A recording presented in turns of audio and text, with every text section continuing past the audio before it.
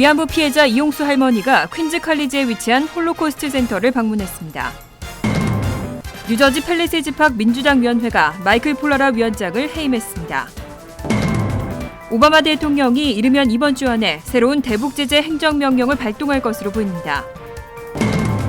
8일 속개된 트랜짓 당국과 노조 간 협상에서는 양측이 입장 차이를 다소 좁혔지만 최종 타결에는 실패했습니다. 뉴욕시 일환도로의 제반시설 안전도가 심각한 수준인 것으로 드러났습니다. 이상은 이 시각 주요 뉴스입니다.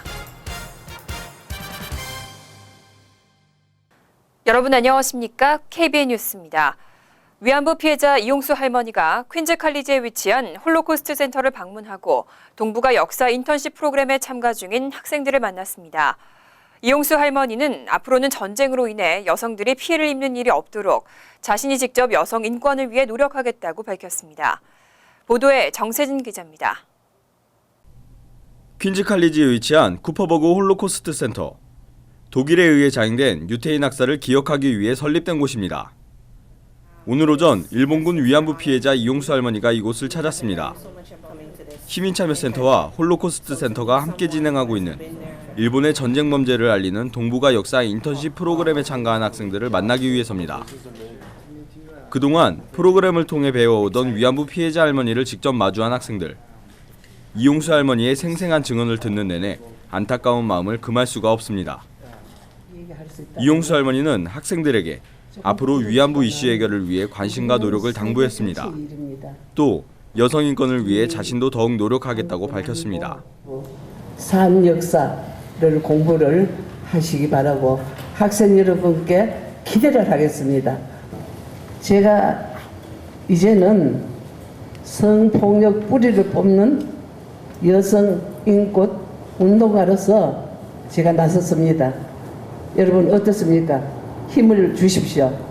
제가 해결하겠습니다. 오늘 자리를 만든 시민참여센터 김동찬 대표는 앞으로 학생들을 대상으로 한 위안부 교육을 더욱 강화할 계획이라며 동포사회에 참여를 부탁했습니다. 무엇보다 이제 이런 일이 지속될 수 있도록 우리 한인 커뮤니티에서 많은 관심과 또 성원을 부탁드리고 또 저희들이 이런 활동을 통해서 여러 학교에 들어가는 이 교재 책을 만들려고 하고 있는데 우리 동포들 중에 관심 있는 분들이 계시면 저희들한테 꼭 이 협력과 그리고 성원을 부탁드리겠습니다. 이용수 할머니는 오늘 오후 버겐 카운티 위안부 기림비를 방문하고 버겐 카운티장과 면담하는 시간도 가졌습니다. KBN 뉴스 정세진입니다. 뉴저지 팰리세이즈 팍 민주당 위원회가 마이클 폴라라 위원장을 해임했습니다. 차기 위원장에는 제임스 로튼도 현 펠팍 시장을 선출했습니다. 펠팍 민주당 위원회는 지난 금요일 18명의 보드 멤버가 모여 제임스 로튼도 시장과 갈등을 빚어왔던 마이클 폴라라 위원장을 만장일치로 해임 처리했습니다. 민주당 위원회는 폴라라 위원장이 고령에다 시장과의 갈등으로 오늘 4월 치러질 교육위원 선거와 6월 예비선거에 전념할 수 없다고 판단하고 해임을 결정했다고 밝혔습니다. 그걸 하고 계시다가 작년에 이제 시장하고 여러 가지 그런 문제점도 있고 충돌도 있고 해서 사실은 민주당 위원장으로서 역할을 못했어요. 그래서 뭐 그러다 보니까 이제 이번에 새로 지난 3월 4일 금요일 날 그 지역구 멤버들이 모여가지고 이제 어떻게 보면 한국식 표현이라면 퇴출을 할까요? 이렇게 보태가지고 퇴출하게 된 그런 상황이 됐죠. 민주당 위원회는 오는 6월까지 임기가 남아있는 위원장 자리에 제임스 로튼도 현 시장을 선출했습니다. 폴라라 위원장은 지난해부터 로튼도 시장의 주민 소환과 탄핵을 주장하며 갈등을 빚어왔습니다. 민주당 위원회의 결정에 따라 그동안의 싸움은 로튼도 시장 쪽으로 기운 것으로 보입니다. 위원장직에서 해임된 폴라라는 현재까지 특별한 반응을 내놓지 않고 있습니다. 오바마 대통령이 이르면 이번 주 안에 새로운 대북 제재 행정 명령을 발동할 것으로 보입니다. 여기에는 세컨더리 보이콧 등 고강도 제재가 포함될 것으로 알려졌습니다. 워싱턴 외교 소식통들은 8일 미국이 북한에 대해 강도 높은 독자적 제재 조치를 담은 새로운 대북 제재 행정 명령을 내리기 위한 막바지 검토 작업을 진행 중이라고 보도했습니다. 이어 이번 주말이나 다음 주 초 오바마 대통령이 공식 발동할 것이라고 밝혔습니다. 새로운 행정명령에는 대북제재 강화법이 포괄적이고 재량적으로 허용한 세컨더리 보이콧을 구체화하는 내용이 담길 것으로 알려졌습니다. 북한은 주로 중국 내 은행과 금융거래를 하고 있어 어떤 형태의 제재 조치가 가능할지 주목됩니다. 또 광물 거래를 비롯해 북한이 핵과 미사일 개발을 위한 경화 획득 경로를 차단하고 사이버 공간에서 미국의 국가 안보를 침해하거나 북한 인권 유린 행위에 가담한 개인과 단체들을 제재하는 내용도 담길 예정입니다. 뉴저지 트랜짓 기차 노조의 전면 파업 예고일이 나흘 앞으로 다가왔습니다. 8일 속개된 트랜짓 당국과 노조 간 협상에서는 양측이 입장 차이를 다소 좁혔지만 최종 타결에는 이르지 못했습니다. 8일 속개된 뉴저지 트랜짓 당국과 노조 간의 협상에서 양측이 입장 차이를 다소 좁힌 것으로 전해졌습니다. 전날에 이어 이틀째 뉴욕에서 열린 협상이 종료된 뒤 스티브 버커트 노조 대변인은 협상에 진전이 있었다고 밝혔습니다. 노사 양측은 9일 협상안에 대해 검토한 후 10일 다시 만날 계획인 것으로 알려졌습니다. 하지만 협상안의 구체적인 내용은 공개되지 않았습니다. 노조는 협상이 타결되지 않을 경우 오는 13일 0시 1분을 기해 파업에 돌입하겠다고 예고한 상태입니다. 하지만 이와 같은 긴박한 상황에서 크리스 크리스티 주지사가 8일 결혼 30주년 여행길에 올라 또다시 구설수에 휘말렸습니다. 크리스티 주지사는 7일 회견에서 휴가는 예정대로 가겠지만 계속 상황을 보고받고 지시를 내리겠다고 밝혔습니다. 크리스티 주지사는 목적지는 밝히지 않았고 3, 4일간의 일정을 마친 후 파업 예고일 전에 돌아올 것으로 전해졌습니다. 뉴욕시 교육청이 올 가을학교 고교 입학 지원자 현황을 발표했는데요. 올해 입학 지원자가 가장 많은 뉴욕시 공립고등학교 1위에는 한인 학생도 다수 재학 중인 퀸즈의 프랜시스 루이스 고등학교가 올랐습니다. 베이사이드 고등학교도 탑10 명단에 올랐습니다. 뉴욕시 교육청은 올해 가을학기 고교 입학생을 대상으로 지난 4일 1차 합격자 통보를 마쳤습니다. 시 교육청이 학교별 특성화 프로그램을 기준으로 발표한 입학 지원자 현황을 보면 시내 400여 개 공립고 가운데 프랜시스 루이스 고등학교의 지원자가 9,468명으로 가장 많았습니다. 이어 포레스트 힐스 고등학교가 8,375명, 미드우드 고등학교 7,929명, 베이사이드 고등학교 7,692명, 벤자민 카도조 고등학교 6,921명 등의 순으로 지원자 수가 많았습니다. 한편 이번에 학교 배정을 받지 못했거나 신설 고등학교 입학 희망자들은 2차 전형에 지원할 수 있습니다. 신청서 접수 마감은 오는 18일까지이고 12일에서 13일 오전 11시부터 오후 2시까지 맨하탄 마틴 루터킹 주니어 캠퍼스에서는 추가 지원이 가능한 학교 및 신설 고등학교 등을 소개하는 입학 설명회가 열립니다. 뉴저지주에서 미성년자 운전면허 취득 요건을 강화하는 법안이 추진되고 있습니다. 미성년자가 필기시험에 합격 후 최소 50시간의 도로 주행 교육을 받아야 주행시험에 응시할 수 있도록 하는 내용입니다. 뉴저지주 하원교통위원회는 10대 청소년들의 운전면허 취득 요건에 최소 50시간의 도로주행 교육을 명시한 운전면허 취득제도 강화 법안을 만장일치로 승인했습니다. 현재 뉴저지주에서는 16세 이상이면 운전면허 취득을 신청할 수 있습니다. 다만 필기시험 합격 후 운전교육허가증이 발급되면 21세 이상 3년 이상 운전 경력을 지닌 성인 감독관의 동승하에 최소 6개월 동안 도로주행 연습을 해야 주 차량국이 실시하는 주행시험에 응시할 수 있습니다. 하지만 6개월이라는 기간만 명시됐을 뿐 몇 시간 동안 주행 연습을 해야 할지는 규정돼 있지 않습니다. 뉴저지를 포함해 아칸소, 미시시피, 사우스 다코타 등 4개 주만이 도로 주행 연습 시간을 규정하지 않고 있습니다. 이에 50시간 이상의 주행 교육을 의무화하고 청소년 운전자들이 연루되는 교통사고를 막자는 것이 해당 법안의 취지입니다. 법안을 추진하고 있는 의원들은 지역 발전의 주춧돌이 될 청소년들이 운전 미숙으로 인해 사망하는 비극을 막기 위해 운전 교육 강화가 필요하다고 강조했습니다. 뉴욕시 일원 도로의 제반시설 안전도가 심각한 수준인 것으로 드러났습니다. 뉴욕시 전체 도로 가운데 절반 이상이 불량한 상태로 조사됐는데요. 뉴욕시 전체 교각들의 절반도 노후 상태인 것으로 나타났습니다. 교통안전을 위한 비영리 단체 트립이 발표한 뉴욕주 도로 상태 현황 보고서에 따르면 뉴욕시 전체 도로 가운데 절반이 넘는 51%가 불량한 상태인 것으로 조사됐습니다. 반면 양호한 도로는 5%, 상태가 좋은 도로는 13%에 불과했습니다. 뉴욕주 전체에서도 상태 불량 진단을 받은 도로는 38%에 달했습니다. 특히 지난 한 해 동안 뉴욕시 일원에서 보수된 파톨 숫자만 37만 204곳으로 집계되는 등 해마다 도로 파손 현상이 더욱 심화되고 있는 것으로 파악됐습니다.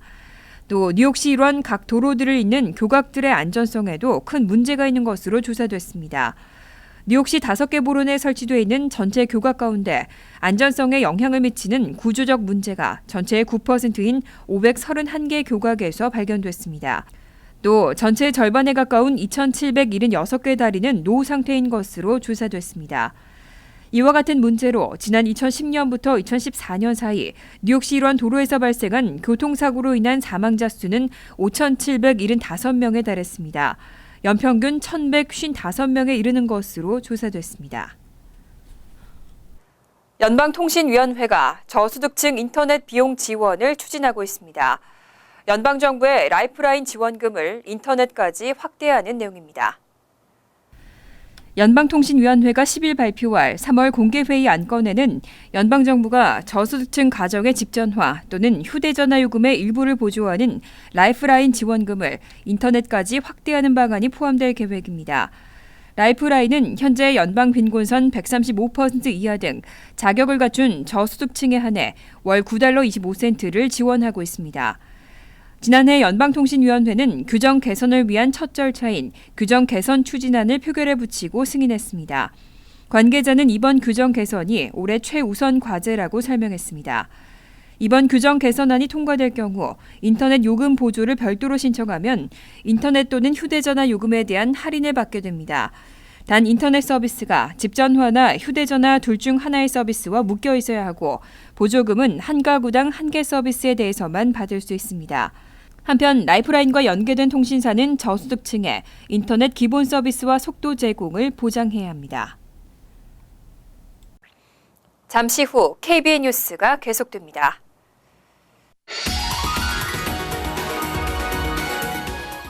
이어서 LA 지역 한인사회 소식입니다. LA시의 대표적인 랜드마크로 자리매김하게 될 한진그룹의 윌셔 그랜드센터가 상냥식 행사를 가졌습니다.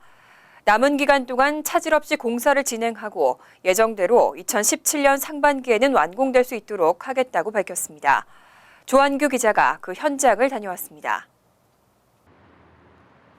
2014년 2월 LA 다운타운 윌셔 그랜드 호텔 자리에 새롭게 기획된 한진그룹의 윌셔 그랜드 센터.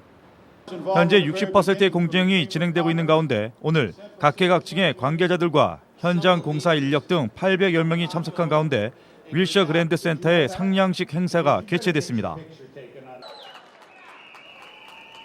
콘크리트 외관 작업을 마치고 호텔 옥상 73층에 대형 크레인을 이용해 철제 구조물을 설치하는 상냥식은 윌셔 그랜드 센터의 외부 공사를 마무리하고 내부 공사로 들어간다는 의미를 담고 있습니다.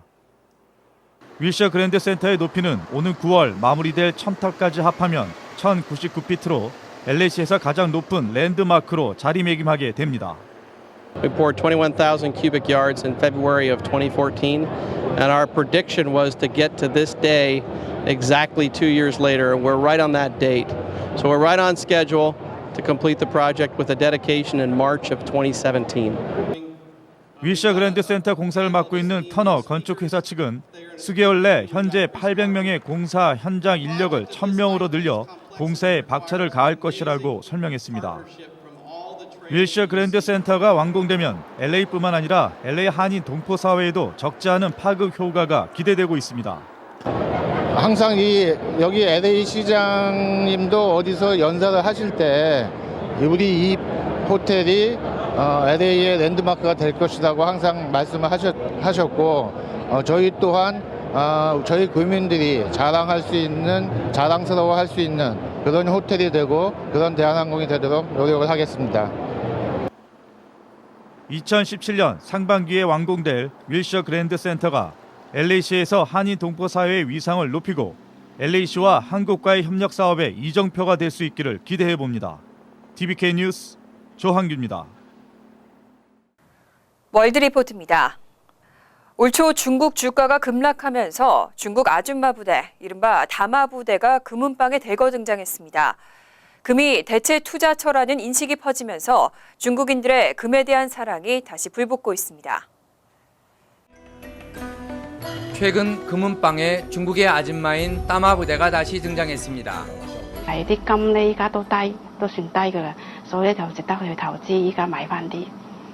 특히 지난달 설 연휴까지 겹쳐 금은방마다 매출액이 20-30%씩 늘었습니다. 向量周耳生销的纪念金条，然后我们今年和同期相比也是上升了30%多。 따마 부대는 소득 증가에 따라 중국이 재테크 주체로 부상한 중년 여성들을 일컫습니다. 지난해 금에 투자했다 가격 하락으로 큰 손해를 보고 떠났지만 최근 주식시장 하락으로 투자처를 찾지 못하자 다시 금시장으로 몰린 것으로 보입니다. 主要是投资考虑，炒股呢也是亏钱的啊，我还不如买黄金，对不对嘛？ 하지만 중국 아줌마 부대의 투자가 성공을 거둘지는 미지수입니다.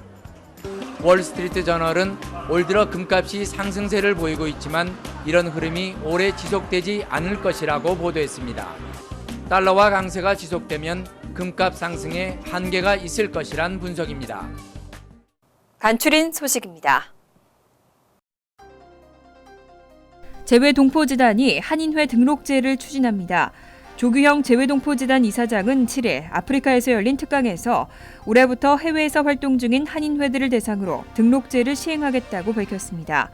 오는 4월에 열리는 세계 한인회장대회 운영위원회에서 이번 제도를 공식 논의하게 될 것으로 알려졌습니다. 뉴욕 한인회와 미주 한인회 총연합회 등이 분규단체로 지정돼 정상적인 역할을 하지 못하고 있는 데 따른 것으로 풀이됩니다.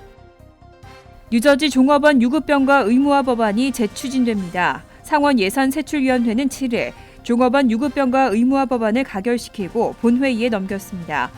법안은 직원이 10인 이상인 업체에는 최소 9일, 10인 미만인 업체는 최소 5일의 유급병가를 제공하도록 규정했습니다. 유급병가는 종업원 본인과 배우자의 임신이나 출산 후에도 사용할 수 있습니다. 지난 6일 별세한 낸시 레이건의 생가로 알려진 퀸즈 플러싱 2층짜리 단독주택이 화제가 되고 있습니다. 로널드 레이건 전 대통령의 부인 낸시 여사는 먹자골목에 위치한 루즈벨트 애비뉴와 149 플레이스에 있는 주택에서 2년을 살았던 것으로 알려졌습니다. 하지만 건물에 아무런 안내문이나 기념비가 없어 이웃들도 낸시 여사의 생가 여부를 몰랐던 것으로 알려졌습니다. 하버드 대학 로스쿨이 80년간 써왔던 공식 방패 문장을 쓰지 않기로 결정했습니다. 하버드 로스쿨 문장은 학교의 표어인 진리라는 라틴어 문구 아래 아이작 로열 주니어 가문의 문장에서 차용한 밀다발 세 묶음이 역삼각형 형태로 배치되어 있습니다. 하지만 교수와 재학생, 동문 등으로 구성된 위원회는 노예제와 관련이 있다며 공식 문장 폐기를 요구해왔습니다. 환율과 증권 소식입니다.